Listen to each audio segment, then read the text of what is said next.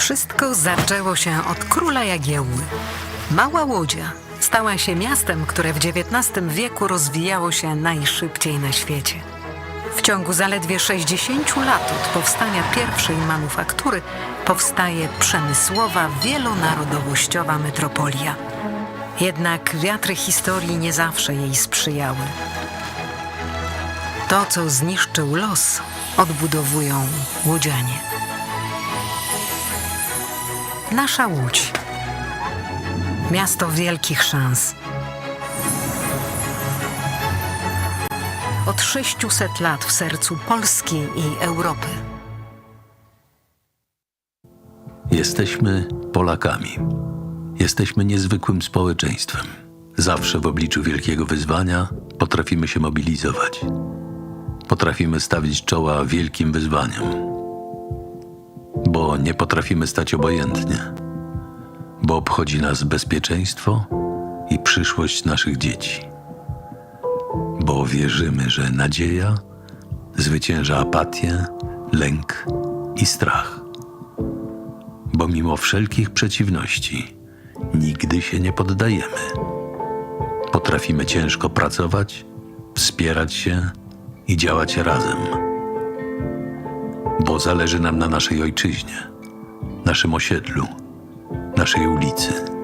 Bo chcemy naszych niezbywalnych praw i wolności. Bo nie oddamy naszych marzeń. Nadchodzi punkt zwrotny.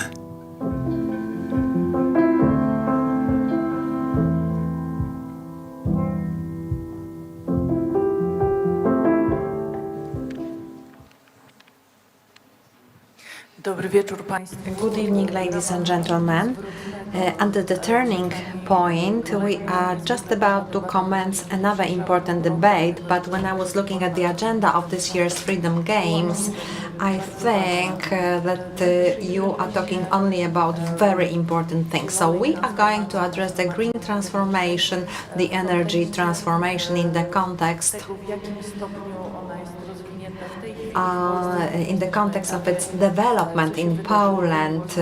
We will follow the stages of what has been happening for the past 8 years and what should we do to make sure that the energy transformation in Poland should be done in the way that will allow us to be included in the EU climate policies and implementation of these policies. My distinguished guests include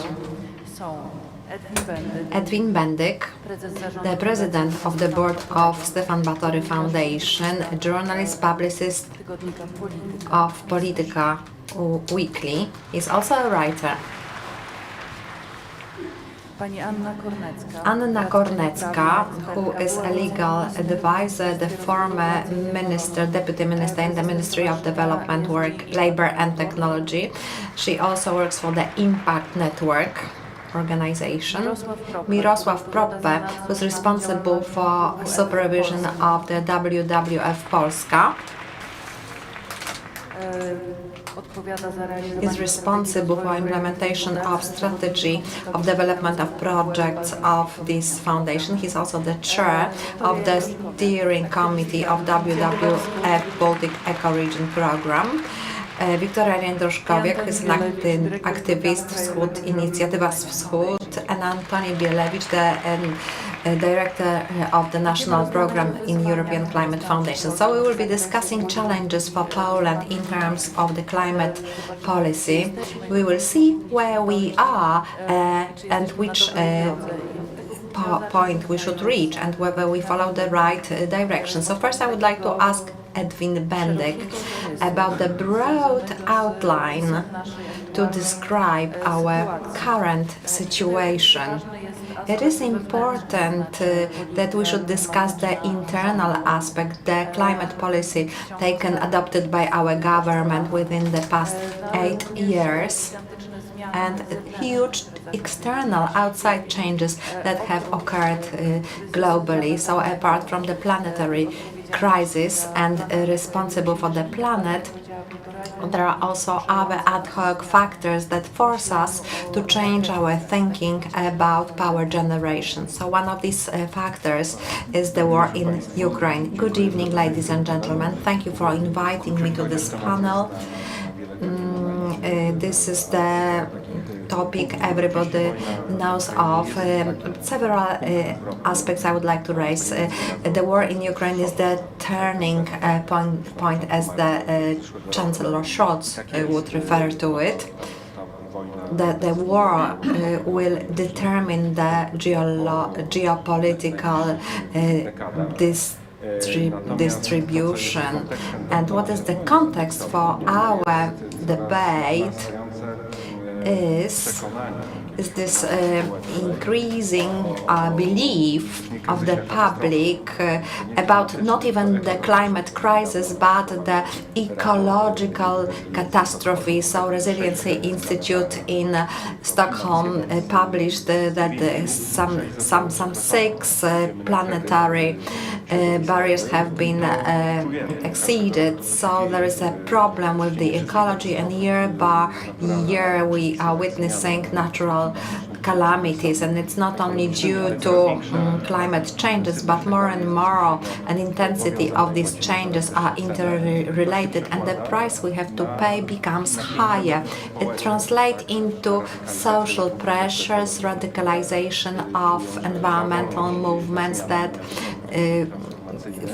feel that the changes transformations are not fast enough, and if you look at the situation in specific countries such as France, the president who won the election, he is stressing the ecological initiatives, but then there is a movement which fights for the changes too.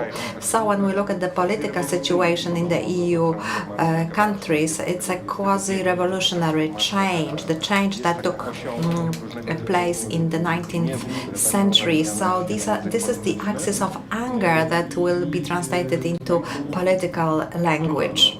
So it is hard to anticipate what will happen, how these changes will accelerate or slow down the process of transformation.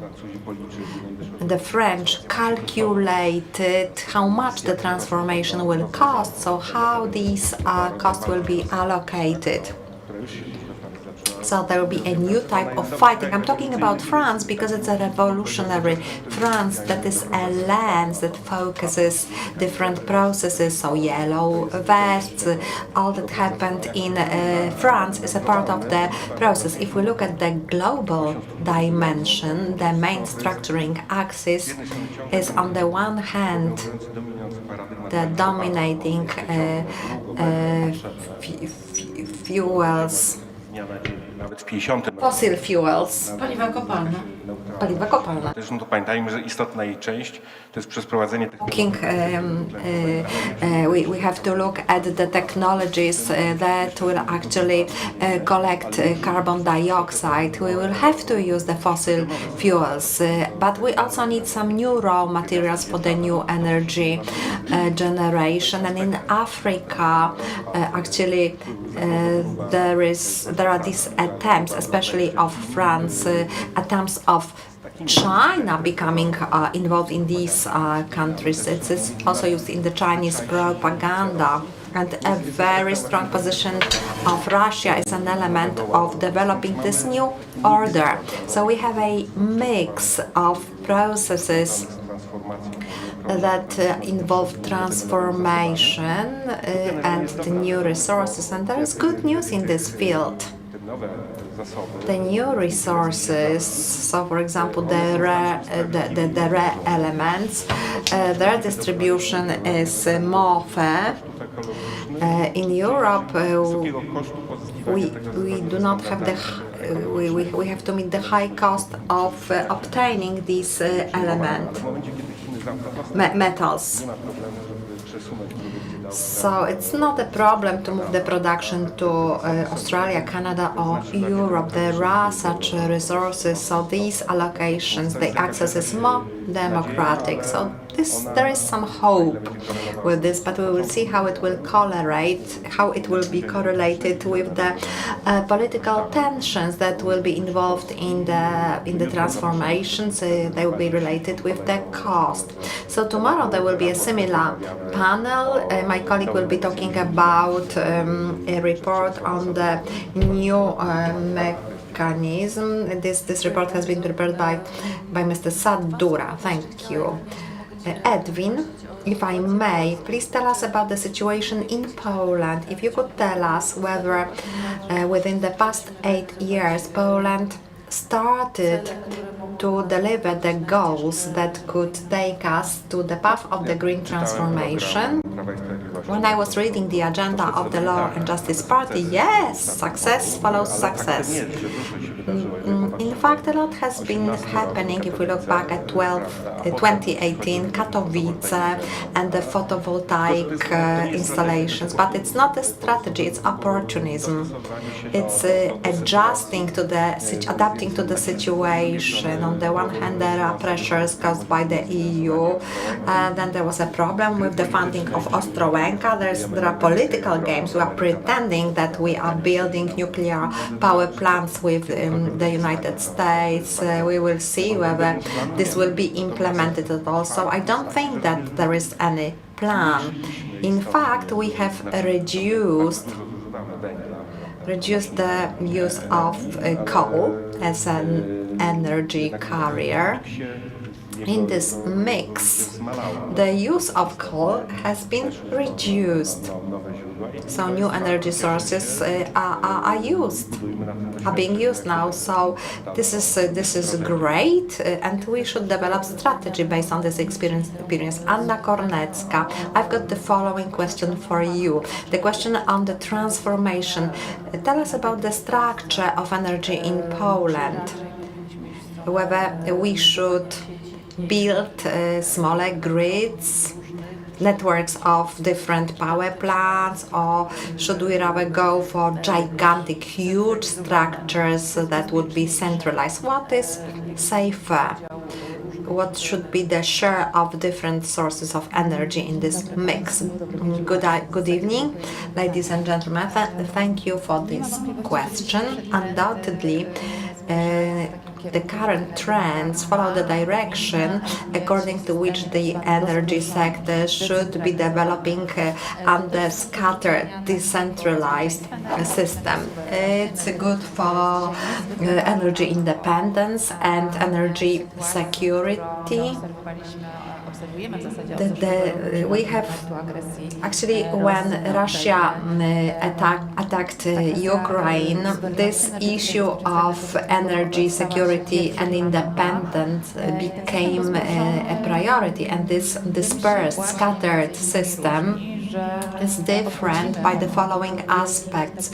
We are not building huge conventional power plants where there are several plants in the country and then the energy is distributed.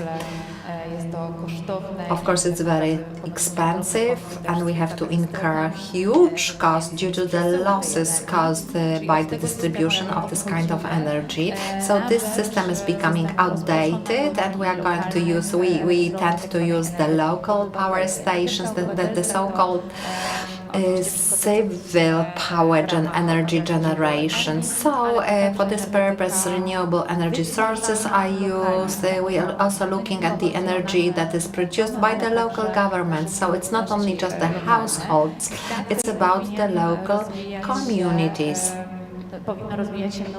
So modern countries should develop in this way. Modern countries that want to be actively involved in the process of energy transformation, because it follows the direction where there will be the biggest renewable energy sources in the mix. Mix is a mix, as Director Bendyk mentioned. It's not about one technology that will be the predominant one. there should be many technologies that should collaborate. We hear a lot about collaboration of different sources. We often talk about renewable energy sources, so that the wind farms can cooperate with photovoltaic sources. So we need stable source, and coal is this source at the moment. In Polish economy, coal will be this main carrier. We have nothing to replace coal, so we're talking about nuclear energy, but this is a matter of future. So in the next decade, we will not see many changes in this respect. Even if we have several small reactors, the share in the mix will be at the level of 1 to 2%. So this change will not be spectacular. So we need to concentrate on the RES. We need to develop local power generation. We need to support local governments in such projects, and we do not observe this process. Maybe there are some documents endorsed, but it's not implemented. We hear about announcement of large energy-related projects, and we shouldn't. They shouldn't be the main projects. Another important thing I would like to mention: development of renewable energy sources has been very dynamic since 2018. It was like a bottom-up approach. It occurred although there was no active participation, involvement of the central government. I often call it's not only in Poland, this is the process of energy democratization, because until the 21st century, energy was covered by the national monopoly, and now it's just a small fragment. So Poles who experienced economic freedom in 1989, they really were very active in this process. So it's great. We should perceive it as a part of activity, of local activity. We can show that we become involved because we are exercising the rights to the EU citizens. Thank you very much. Before we move on to the social and human costs of the potential energy transition, I would like to ask about the living creatures, at what stage we are when it comes to a lack of impact for green transition on nature in Poland, what our natural resources look like. Good evening, ladies and gentlemen. I really liked when you, Edwin, were telling that climate crisis is one of many, because the crisis of nature and biological biodiversity is something that only some of us are fully aware of, but almost we do not know what's going on, and that we are really on the verge. Starting from the simplest association, when we've got coal-based power engineering, power generation, I could argue whether we should stick to coal for so many years. You can build a windmill within 3-5 years, PV panels within 5 years, nuclear 70, nuclear and SMRs, nobody has seen it. When we talk about coal-fired power plants, we associate them with pollution to atmosphere and particulate matter.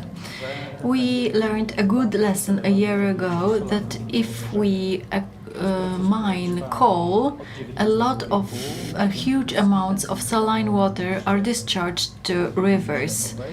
The process was invented after the Second World War.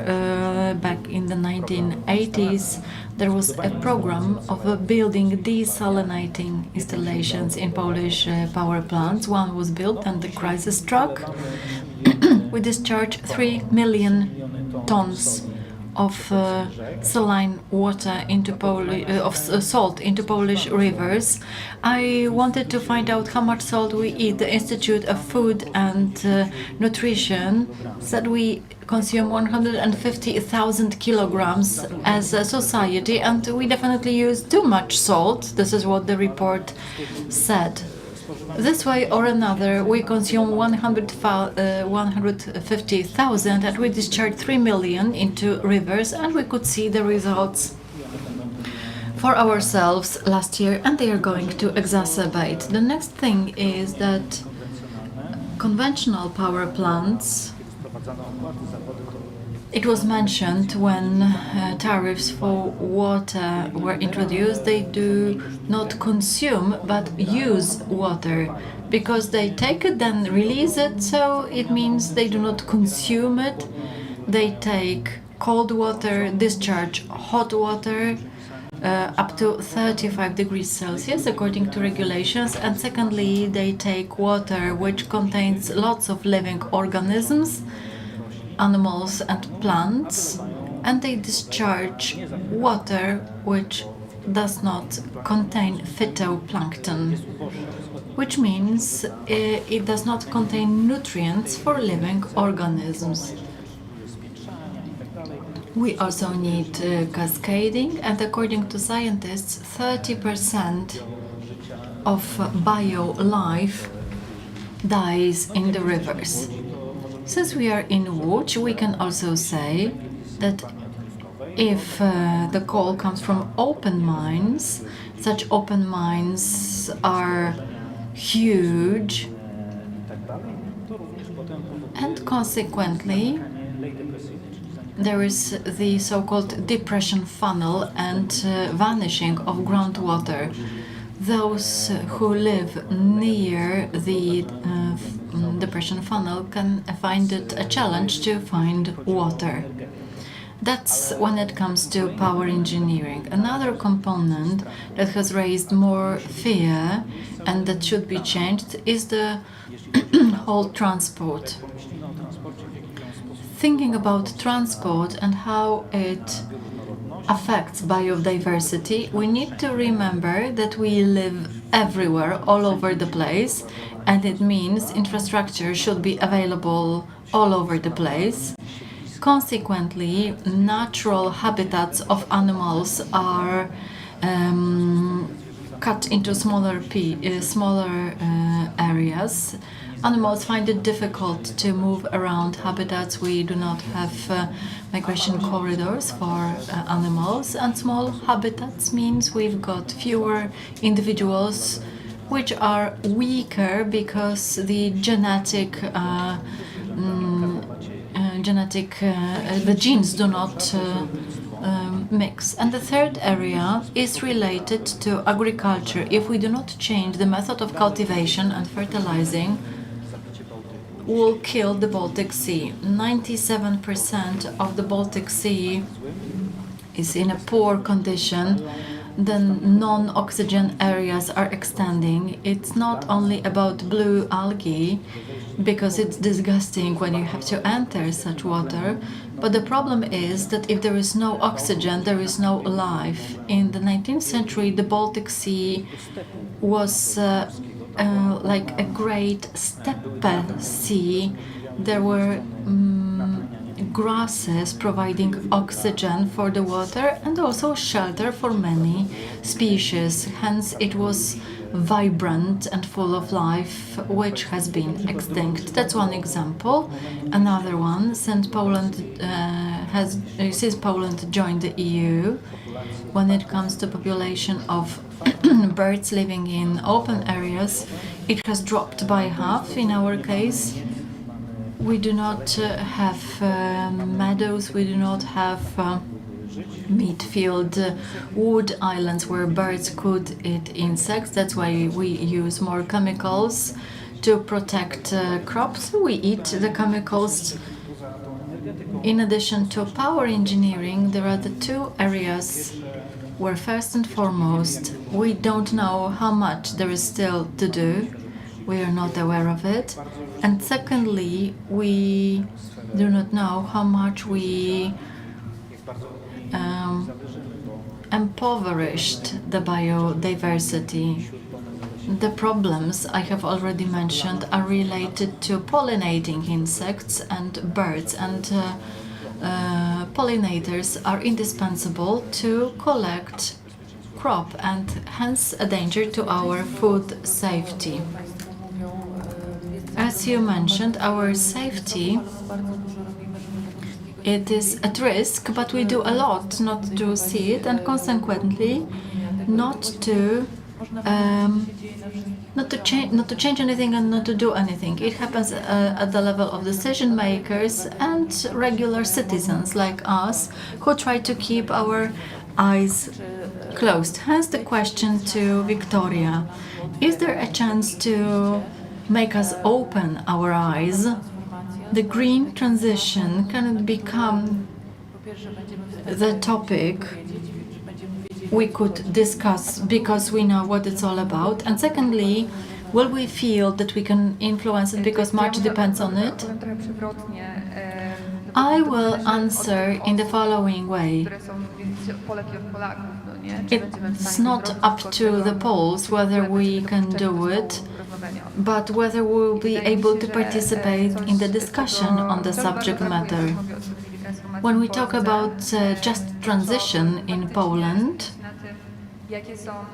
we still miss the focus on the people who can suffer and benefit from it. And I don't mean farmers, miners, or any other professional groups, but generally as all the Poles living in Poland, people living in Poland who in the face of biodiversity crisis or climate change.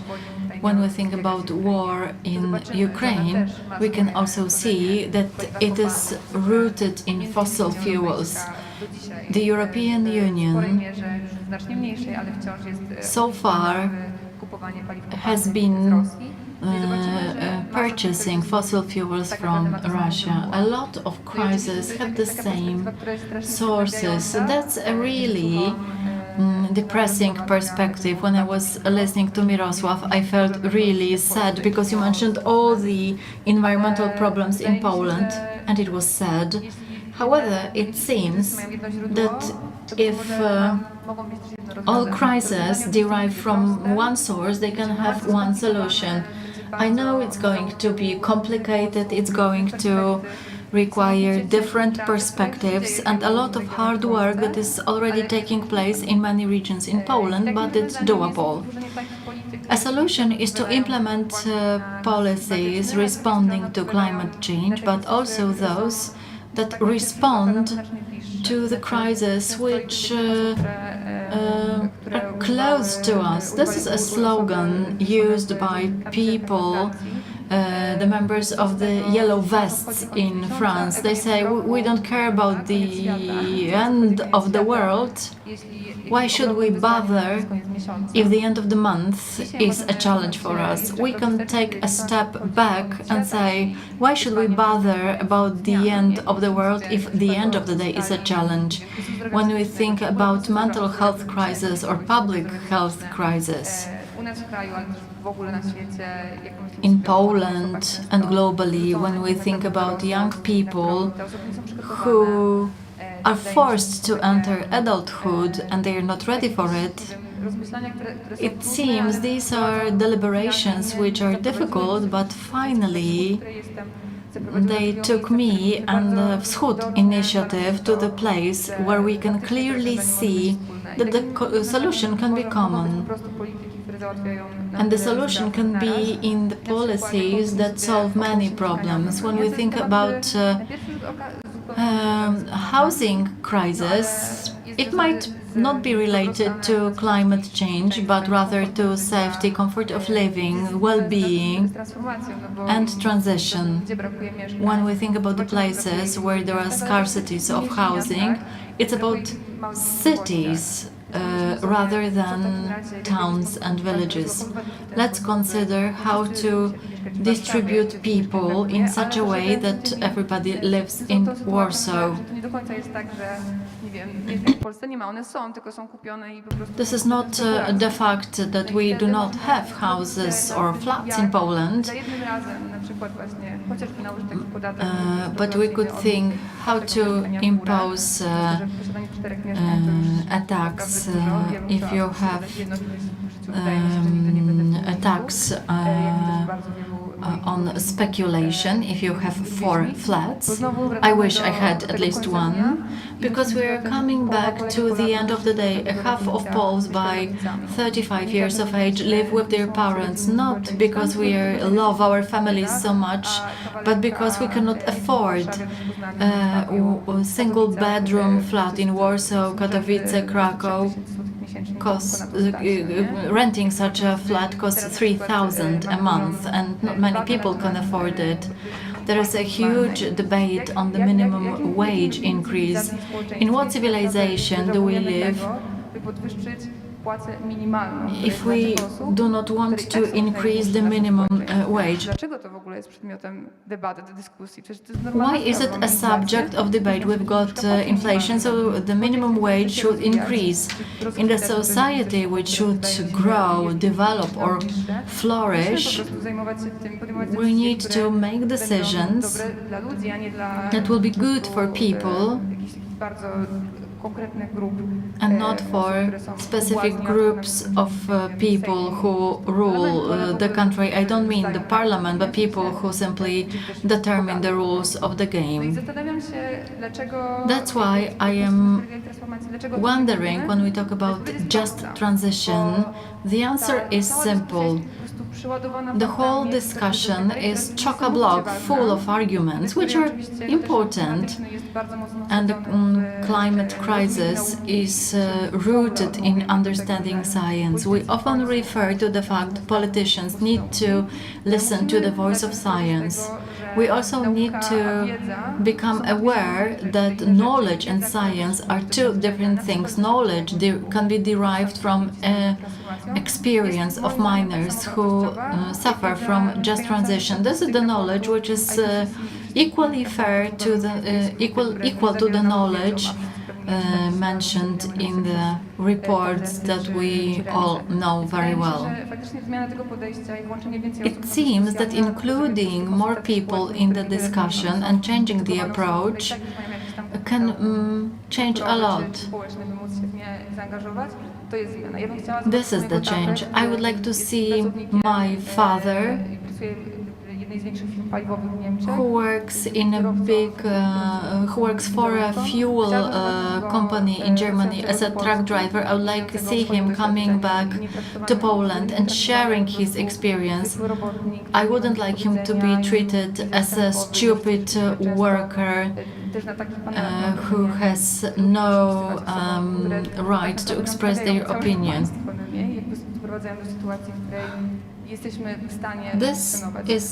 They are responsible for the current situation. They help our state function. My colleague from the Wschód Initiative mentioned that on Friday in Warsaw there was a strike of people working for the budget sector, the March of Wrath. Why can't we find a place for them during the Freedom Games if we want to? From the point of view of the person working for the budget sector, I can tell you that an increase in the minimum wage ruins Polish universities. Half of the people were employed at the minimum wage. If there was an increase, would have 75% of us staying there.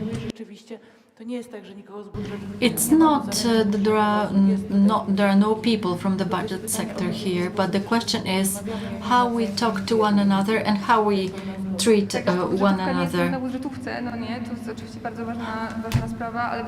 That's pivotal because they are not equal sectors. It's very complicated, and talking about wage increase, it's not fair. I mean, it's fair to give a pay raise, but it's not fair that there are so many people earning the minimum wage. Following the line outlined by Wiktoria, I would like to question to Antoni Bielewicz. Wiktoria mentioned the need for consultation and how policies related to energy transition and environmental protection are formed. I would like to ask about a level higher, meaning European Union programs and plans that could be implemented in Poland, but there is huge resistance due to various reasons. In my opinion, it's about the objectives of the National Recovery Plan and the milestones whose implementation has not started. There were many postulates related to wind energy, for instance. Ja myślę, że problemem przede wszystkim jest to, że The main problem, in my opinion, is that following a process of social consultations, which might not have been corrected in the right way, and after listening to the public opinion on each component of the National Recovery Plan, these items have not been implemented. Although it's not adequately formulated, the document focused on the objectives of energy transformation and environmental policy. But we must not confuse different levels. There is the European Union level, Poland being the member state and participates in all discussions and decisions. Then we've got the member state level and approximation or adaptation of the regulations, market practice to the European directives, and hence the first component of schizophrenia occurs. First, we do not protest or are not able to convince other member states to our opinions, so we accept some solutions and then we try to sabotage them at the other level. And finally, there is the third level of individual sectors or regions, where we also sabotage national regulations and we do not care about European ones. A very interesting example of such schizophrenia is what happens to Fit for 55 package, meaning a package of a dozen or so directives and European regulations that are supposed to lead to the implementation of the European Green Deal in Europe and reduction of the greenhouse gases by 55% to 2030. The Polish government has submitted a claim against 4 directives. 2 of them are contradictory to one another. We still claim against emission trade directive, similarly to what we have been doing since 2008, assuming that imposing additional fees for the economies emitting lots of greenhouse gases undermines the competitiveness of the economies. At the same time, the Polish government submits a claim against the carbon border adjustment mechanism, which is supposed to lead to a situation in which all producers of goods or importing semi-finished products to Europe and not having adequate regulations concerning greenhouse gas emissions should pay additional customs that would compensate for equal chances for producers from and outside Europe. We can be for and against at the same time. So eventually it takes us to the conclusion that nobody can understand the position of the Polish government in the context of the European Green Deal and Fit for 55 package. So we are lost as citizens, voters, business owners or employees. So I will support the opinion of my colleague. We are losing motivation to act, to take care of our interests. I think that even in the medium time perspective, the green transition, energy transition is beneficial to us because it means that our energy will be cleaner, construction standards will be better. There will be better standards for vehicles, we will have cleaner air transport, sea transport. It means that we'll have more green areas because Fit for 55 package contains this element on the natural absorption of greenhouse gases. So several years ago, the Polish government was very much for these arrangements, and now the government is against. So there's no sense, no plan, the transition is taking place, and we are all lost. We all have this feeling that we do not comprehend these programs and we are detached from the process.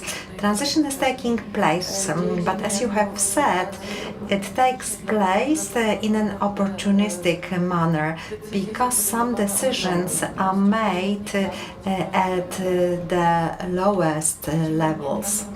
And in the past few years, we have not seen the Green Deal. We are looking at the laws that reduces the number of wind power stations.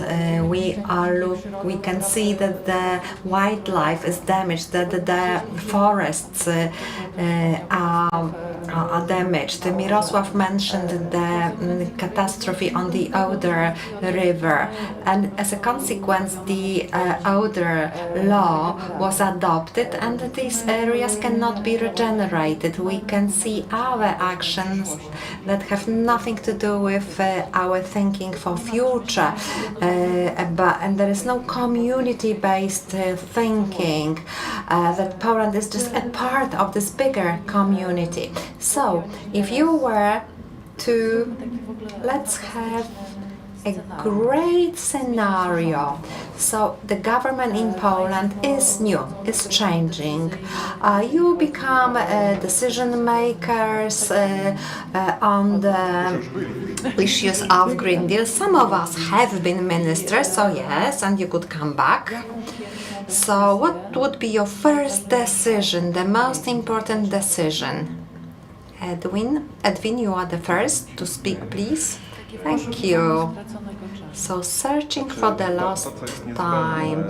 What is necessary and what has to be implemented at once? Something we are doing, but it's done in chaos. So again, the economy management is at the is done centrally, and the economic resources are provided to the groups that are associated with the government. So there must be a bigger role of the state in the green transition. So again, I would like to compare us to France. So we need to have this environmental planning. So we have to have some mechanisms that will operate in long-term perspective. Again, climate changes are the main topic. The French have scenarios for the increase in temperature by 4 degrees, so they assume that the Paris Agreement will not be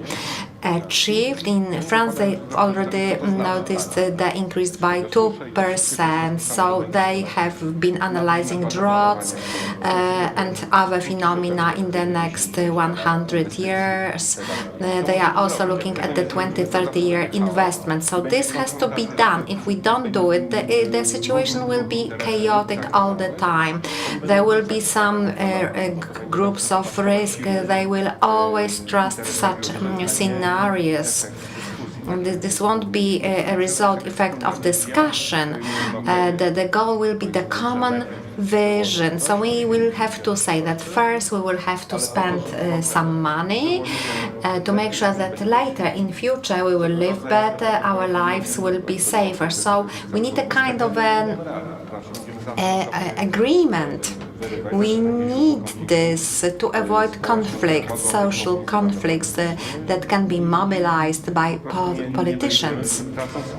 And we will be losing opportunities because we need to remember This will definitely happen. This transition to us Znaczy jeden bardzo niedobry, niebezpieczny fakt, to znaczy powiększanie luki technologicznej. will increase the technological gap. Paradoxically, our economy is based on coal. The most innovative sector of Polish economy is the sector of coal extraction and processing.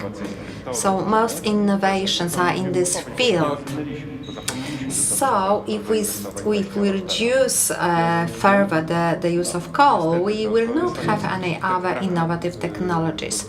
So this is the result of the lack of strategic planning. So we have to start planning, not to be surprised with the consequences. So strategic planning from Edwin Bendyk. Anna Kornecka, well, I would like to evolve on this. Wiktoria also mentioned the cost of the transition. This cost is huge, we know this, but we do not talk about the cost of the shortage, of the lack of the energy transformation in Poland. So first of all, we need to communicate, to educate what should happen. If we don't do this, the consequences are easy to anticipate. You have already mentioned the technological gap. It is related to unemployment and other major problems to Polish economy, competitiveness of Polish businesses, SMEs and large businesses. So there will be numerous consequences. Now we are dealing. The government is lying, cheating us about what Polish people want. When we were developing an act for the rule of 10 H's, so we discovered that 82% of people are for windmills, but the government, the politicians from the government were saying that Polish people are against the windmills, and there were no protests. We have not seen any campaigns, any social movements that would protest against wind energy. We also had a great example of the strategy of PGE Group. It declared that the company declared that it would not invest in any coal-based projects. Then they hid this plan because it was in opposition to the policy of the government. So it was like a facade policy. This company knows it will not be able to invest in projects based on coal because the funding institutions, banks, will not provide funding for such investments, and this is obvious.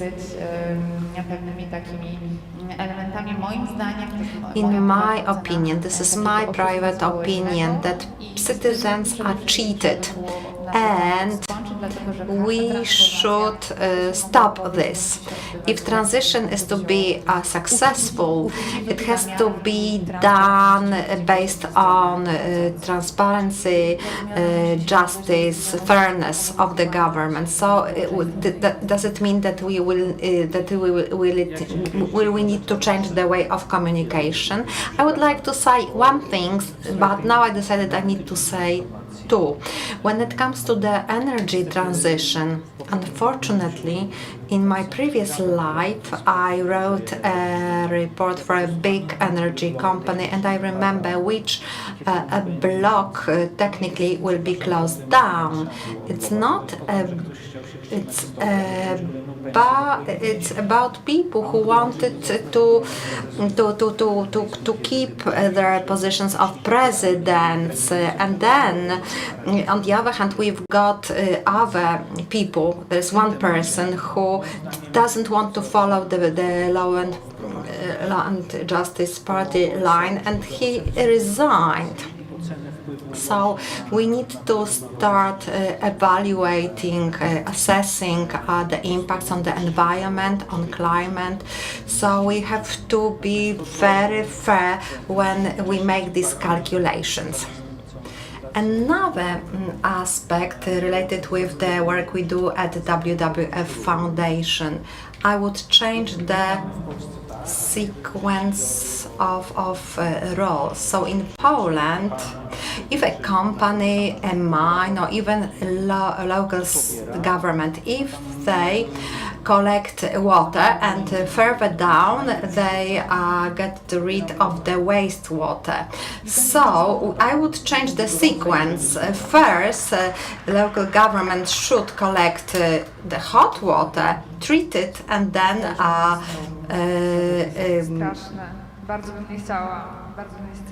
imagine that you should become a minister. Oh, that's a terrible vision. I don't think it's a great job. I really wouldn't like to be a minister.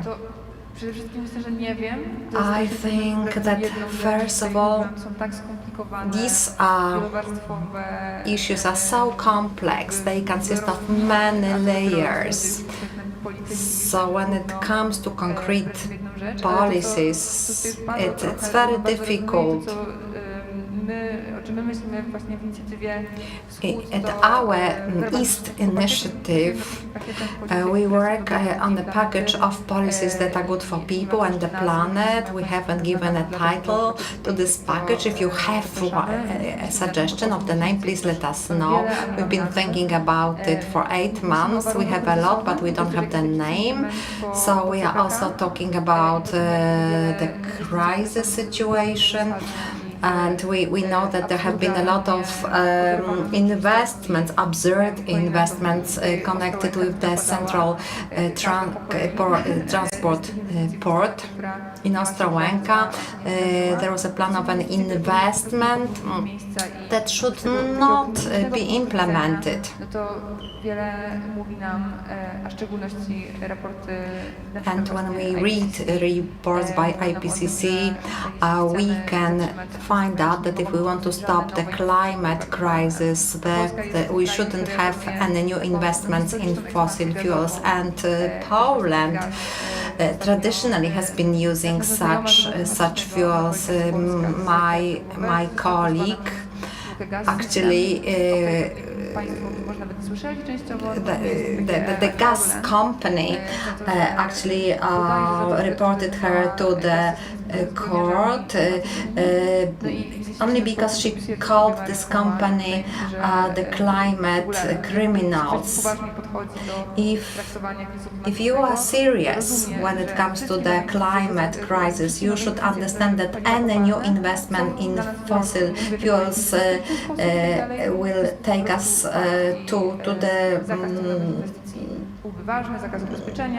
will take us to the catastrophe. So it should be banned. So if I were to work in this Ministry of Climate during the first week, these are the things I would implement. I will sum up the previous speakers, and I will add one condition. So you were talking about the strategic planning. I would reformulate it. I would suggest that a new chamber should be introduced. It would be responsible for assessment of the laws when it comes to compliance with the climate regulations and environmental impacts. Also, I would add this number, this percentage of GDP that should be spent on the climate-related goals. I would also introduce a function of the Green Prime Minister or the Green Deputy Prime Minister. This person would be responsible for the rules, for the regulations, for the green solutions. So these different entities, these different companies take different decisions in the way that is not harmonized, and we should also liberalize the 10H Act. It's about the distance of the wind farms from households. So windmills are build very fast, so they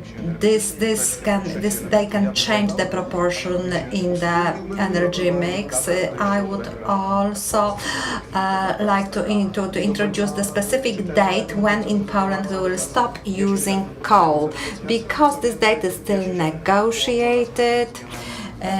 It is also connected with some changes with allocation of power stations, about regulations with this National Agency for Energy Safety. So still we don't know, it's not clear when we are going to stop use coal in Poland.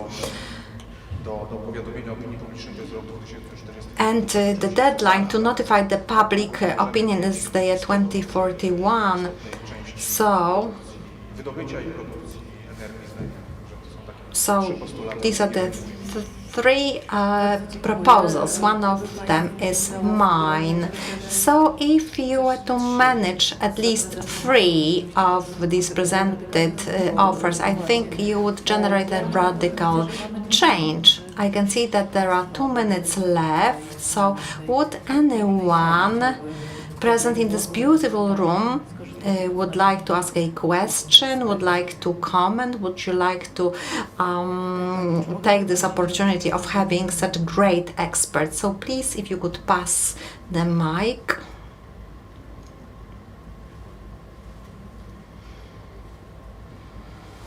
Barbara.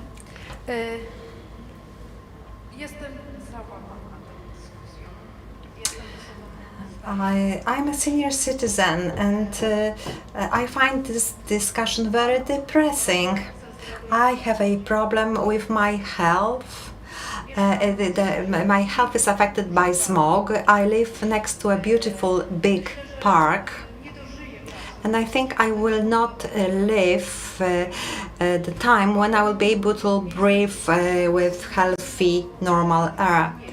There are lots of houses in my neighborhood. If there are no regulations that will force these tenement houses owners to stop using furnaces, coal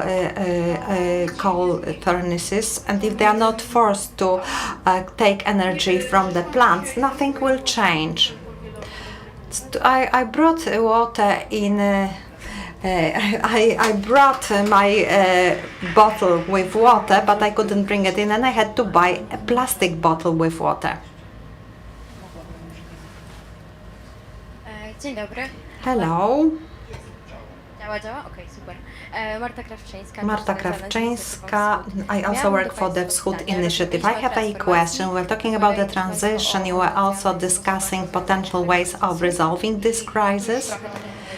And I would like to share my private views. I'm quite surprised why in these discussions during your panel and during the social debate as fast, there is no notion of the growth. Dzień dobry. Bardzo krótkie pytanie. A very brief question from me. All these postulates you have mentioned, and another postulate of the massive thermal regulations for buildings, how can we refer it to the plans of the government, which plans to lower the taxes, and the tax reductions is going to be the biggest? Actually, there's a group of 100 experts, and together we have developed a report. It takes time to draft such reports. We have been working on this report for 12 months, and then we reached the zero emission level. So we were discussing such issues as public buildings, which should set an example. Low emission buildings were described. So everything is described in this report. However, we didn't have enough time in this panel. We were asked about the first decisions when it comes to the buildings. It's easy. Any new building should be producing zero emissions. A thermal modernization is a long-lasting process. In Małopolska, family houses have some problems with the legal requirements. So if somebody is going to get a grant for this kind of thermal improvements, they would first of all have to meet some requirements.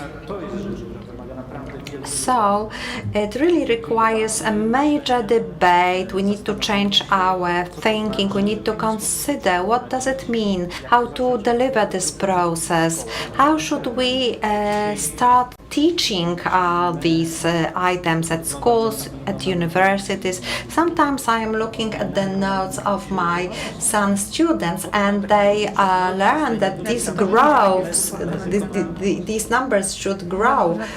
TikTok also provides this advice on this tendency. And to answer Mateusz's question, when he was saying that it's not possible in the current mainstream, there are some empty populist catchphrases about tax reduction. We don't quite understand what they mean. Who will have reduced taxation? Who will not? Who will not? Maybe it won't even happen. So I think it was a very optimistic debate. We think about the first 100 green days of the new government. In any scenarios, these first days will not be green. The 16th of October, the result of the election is very important, and it's very meaningful who will win. This election is very important, and we are experts in crisis, but we ask young people and women to vote. So on the 16th of October, there will be a lot of work because everybody will have to discuss this responsibility. One sentence to answer, because we need to finish. At the beginning of the transition, we've got the funds that come from the EU. These are the funds that could come from a changed structure of taxation for corporation. There is still a huge debate on how much we want to pay for living in relative comfort in places where we live.